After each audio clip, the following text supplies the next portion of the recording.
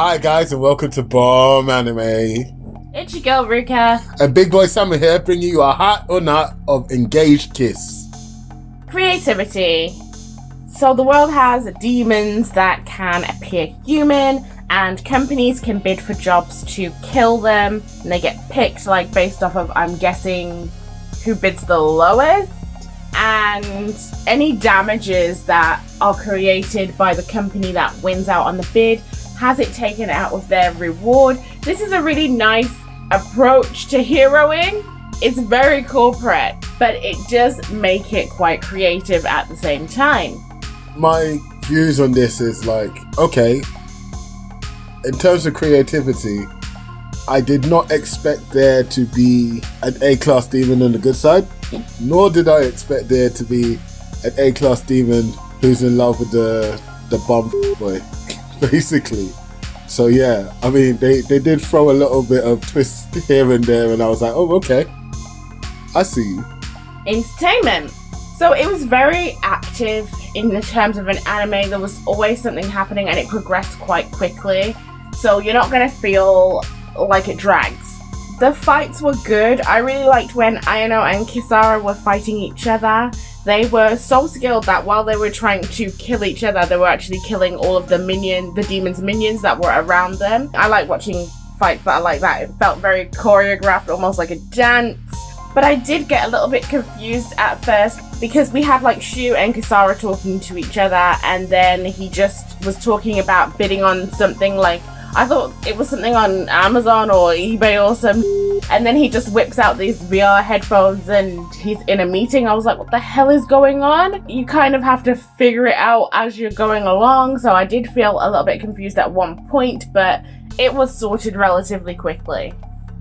So the most entertaining part of this whole anime for me personally was the relationship between Kisara and Shu.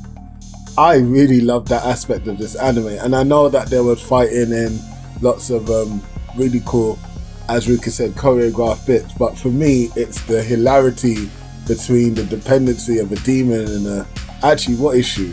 I'm going to assume he's human for now, but again, I found that quite fascinating, and I want to delve more into that situation. Character development.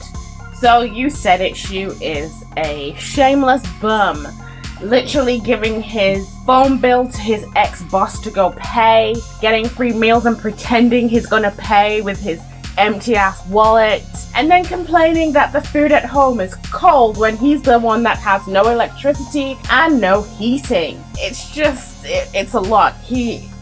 I don't know, I don't see his value right now, even when it came down to the fight. He could dodge really good, but apart from that, I don't know. Well, maybe he's a great kisser because Kisara seemed really happy. So maybe that's his word. No, I think we're gonna see more to his character because obviously Ayano was his previous boss and is agreeing to come with him on this job, and also seemed to want him back to work for her. I kind of got that vibe. So he's got to have some kind of value. And then Kisara is really needy to the point of being psychotic.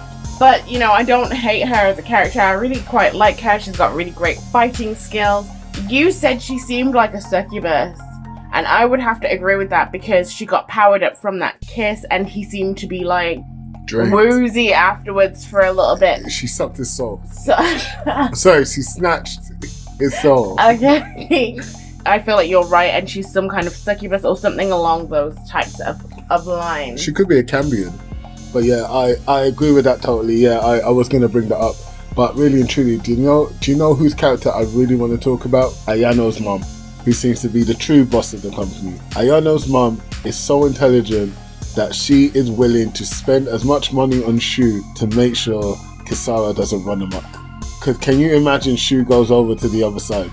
That would be very dangerous. So they're kind of happy him being a broke bum at the moment so that he doesn't go nuts. And I like that level of intellect with just a few lines. I think that was quite brilliant. World building. So obviously in this world we have a bunch of different types of subhuman type characters, and then like I said, they have a really corporate approach to the way that they approach their heroing.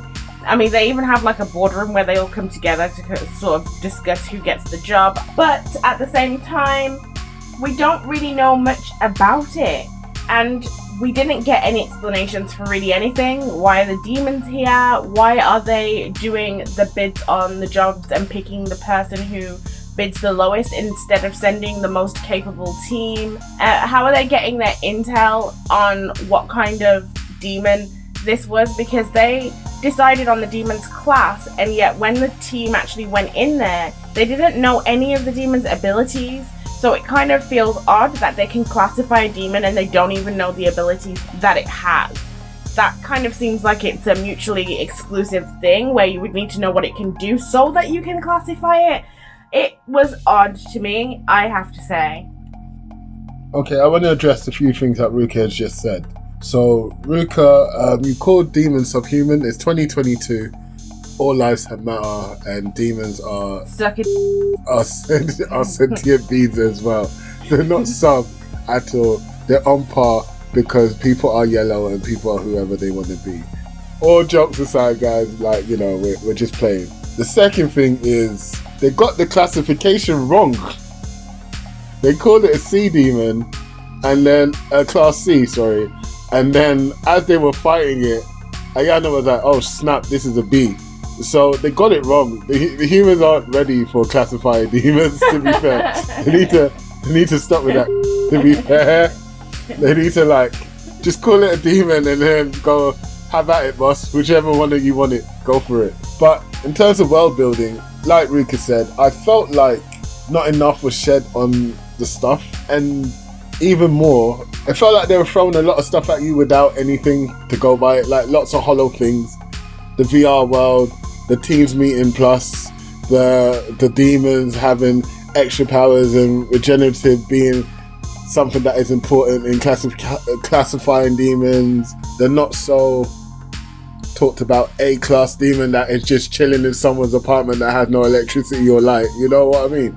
Like, there was a lot of things done, but not a lot of things said with substance. That's how I felt that the world was built. Plot execution. Big boy summer. To the verdict. Creativity, hot or not? For me, this was a massive part. I didn't expect any of this. I was like, I saw the trailer, I was like, what the F was this? And now I understand, and I was still surprised, and yeah, hot. I have to say the same. Like, the trailer was wild. Like, there was just so much going on, and I was like, how is this about two girls helping this bum out? And then they showed us. So I would say this is a big, massive hot as well, because it was very creative, and I didn't see any of it coming. Entertainment, hot or not? I was actually really entertained. I felt the episode was too quick, and they kind of went a bit too forward quickly in terms of not giving us enough of the backstory. But I did love the roller coaster I was on, so yes, hot. Hot for me, I was very entertained the whole way through because I was just in awe of his bummetry. And then when they went across and we had like all of the fighting scenes and we saw what it was that his company actually does, I was entertained and interested with everything that was going on. Character development, hot or not? See, I was on the borderline with this until it switched up. You know how they did the switch up in the middle where you actually got the real deal of what was going on? And so, yes, I have to admit, it's a hot for me because they saved themselves halfway through the episode. To me, this felt very 50-50. Like, it could have gone either way because they didn't do a lot with character development, in my opinion, but it's not like they did none. I would say that Kisaro's character probably saved this one for them, and I would still say that it's a hot, but it's just a hot. Like, it's only just there. I don't think they did that much on this one. I'm gonna be nice and say that they got the hot. I would say it's more hot than not, but only barely. So you gave him a soft hot, Ruka. Well,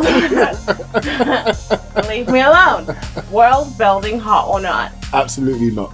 I don't think they did anything to establish this world as a viable place to be. Everything was surface level. the only thing real about this world was the monotrain and the fact that he was late to the party in the first place, because that's real. Everything else was just not based in reality.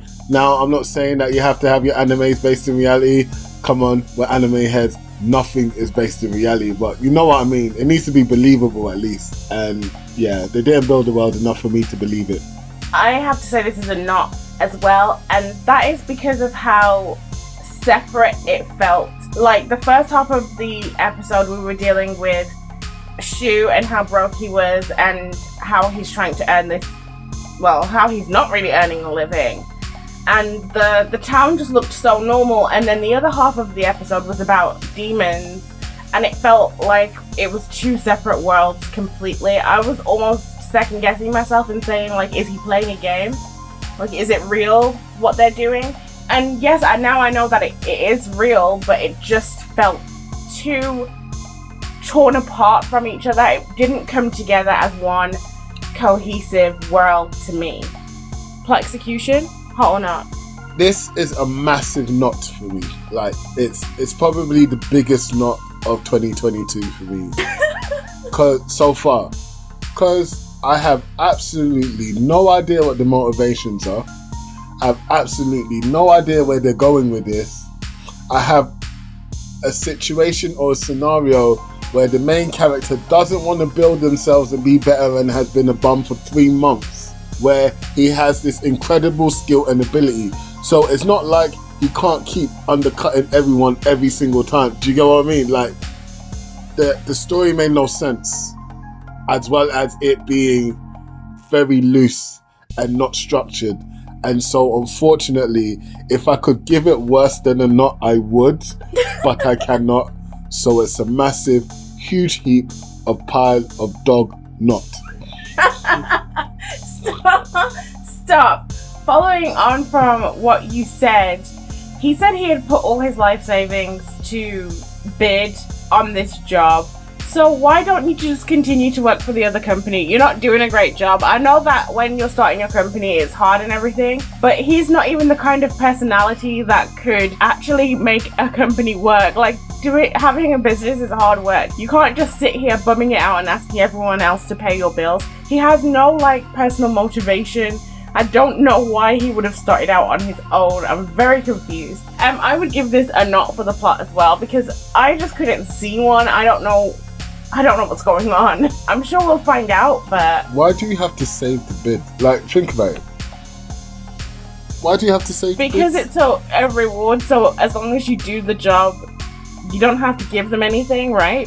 So, you don't have to give them anything anyways, right? Right. So therefore, it's a flaw in the plot, isn't it?